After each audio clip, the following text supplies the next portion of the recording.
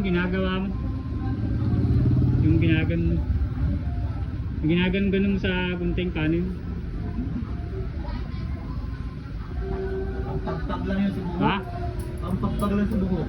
Pang ano yan? Ha? Pang ano? Ang pagpag lang sa buhok. Ha? Ang pagpag. Kaya mong gawin niya pag nagugupit? Ha? Yung ginagan Hindi ako ganun. nagagano kung magpupit. Doon na sa tene. Ayan. Pinapapag ko. Doon na. Ayan mga ginagawa ng mga ano eh, na mga vlogger. Patagal lang yun. Ha? Ginagawa ko lang yan para malaglag yung buhok. Para magpupiling ako. Kasi ako, 3 dekada na ako naggupit, hindi ko pinapangarap yung ganyan eh. Hindi ako nagpapaikot. Pag magupit, ganyan ko lang yan. Oh. Hindi naman nakakagaling at bilis ng gupit yan eh. Oo.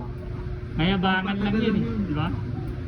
Yung mga tolongis na vlog, mga nagpa-vlog na ganyan, nagpapakita Ang nila sa nagugupit ako, ginagawa. ginaganon ko lang yan. Para malaglag yung Eh kung bibidyoan mo yung paggugupit nila, kung ganun sila ng ganun, eh yung 1 oras siguro hindi nila matatapos yun. Oo. Hindi, ano lang ha, mga tropang barbero. Hindi ko pinapaikot. Sila lang, Ganyan hindi ko yung lang. ano. Para mahulog yung buhok dito. Hindi naman kasi talaga makakagaling ng gupit yan eh.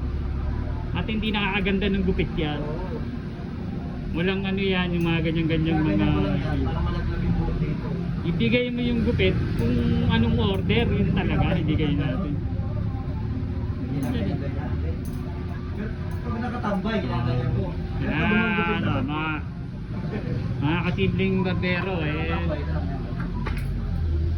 Realidad lang natin to. Pero pag kumukupit ako dyan, Magpakatotoo tayo na hindi naman tayo talaga kailangan yan.